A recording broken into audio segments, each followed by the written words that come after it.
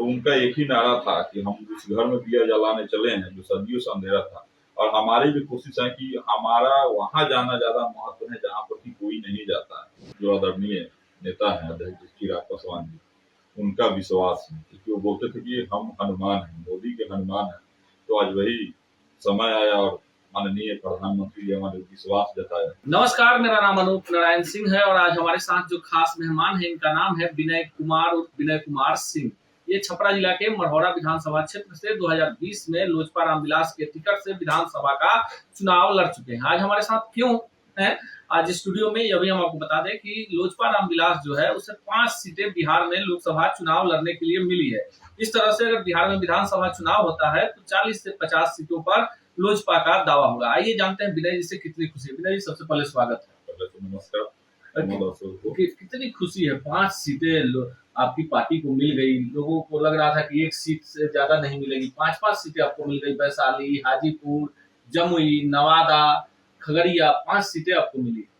ये सब हमारे जो आदरणीय नेता है अध्यक्ष चिराग पासवान जी, उनका विश्वास है, क्योंकि वो बोलते थे कि हम हनुमान हैं, मोदी के हनुमान हैं। तो आज वही समय आया और माननीय प्रधानमंत्री जी हमारे विश्वास जताया कि हाँ जी, उनको लगा कि हाँ रियल में हनुमान है, और इस विश्वास को देखते हुए उनको 5-5 सीटें दी। तो क्या लगता है पार्टी का परफॉर्मेंस क्या होगा? पार्टी का परफॉर्मेंस पांचों के पांचों क्या 40 के 40 हम लोग इस बार बिहार में जो 39 था, इस बार हम लोग 40 के 40 जीत रहे हैं मोदी जी के नेतृत्व में। और हमारे क्या पूरे 400 के पार जो नारा है मोदी जी का पूरा होगा और हम लोग फिर से सरकार बनाएंगे। हाजीपुर में ज्यादा आप मेहनत कर रहे थे, आप भी थे। वैशाली, हाजीपुर में लगातार आप लोग बड़ी बड़ी सभाएं कर रहे थे। आपको क्या लगता है हाजीपुर में क्या होगा, कितना बड़ा रिकॉर्ड स्थापित करेंगे चिराग? हाजीपुर पहले भी लोजपा के जो इतिहास में क्या पूरा गिनीज बुक में रिकॉर्ड है, जो माननीय हम लोगों के जो संस्थापक थे लोजपा के, उनका क्षेत्र है, ये विरासत है हमारे माननीय अध्यक्ष जी का। तो हमको आशा है कि इस बार भी गिनीज बुक उससे भी ज्यादा रिकॉर्ड से हम लोग जीतेंगे और गिनीज बुक में रिकॉर्ड। विधानसभा चुनाव में क्या होगा, क्योंकि आपने विधानसभा का चुनाव लड़ा और ऐसे दौर में लड़ा जहाँ पे आप लोग नीतीश कुमार के खिलाफ थे।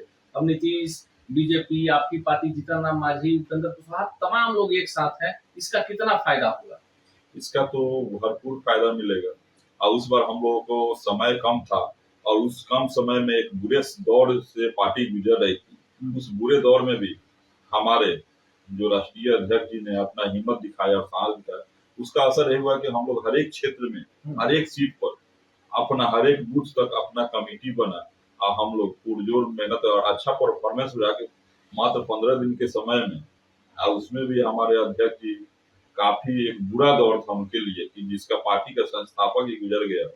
और उस दौर में पार्टी को एक अलग चुनौती से लड़े और पार्टी ने अपना परफॉर्मेंस एक सराहनीय किया कि लगभग अनेकों सीट पर दूसरे स्थान पर रही पार्टी। तो इसलिए इस बार तो बेहतरीन होगा, परफॉर्मेंस में और सुधार होगा। मढ़ौरा में क्या होगा? मढ़ौरा में लगातार आप विगत 10 वर्षों से लगे हुए हैं।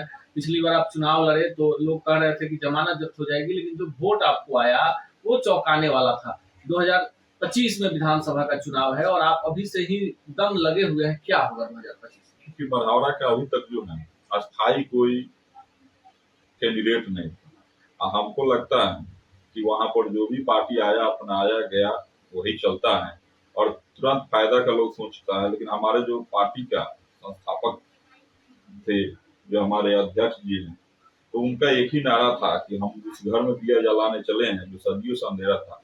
और हमारी भी कोशिश है कि हमारा वहां जाना ज्यादा महत्व है जहाँ पर कि कोई नहीं जाता है, और उस जगह पर हम लोग अपना पहुंच बनाने की कोशिश करते हैं। यही हमारी कोशिश रहती है कि हम लोग वहां जाए और उस घर तक पहुंचे कि जहाँ पर कोई नहीं जाता हो। हम लोग गरीबों के साथ, सबका साथ सबके विकास को लेकर हम लोग चलते हैं।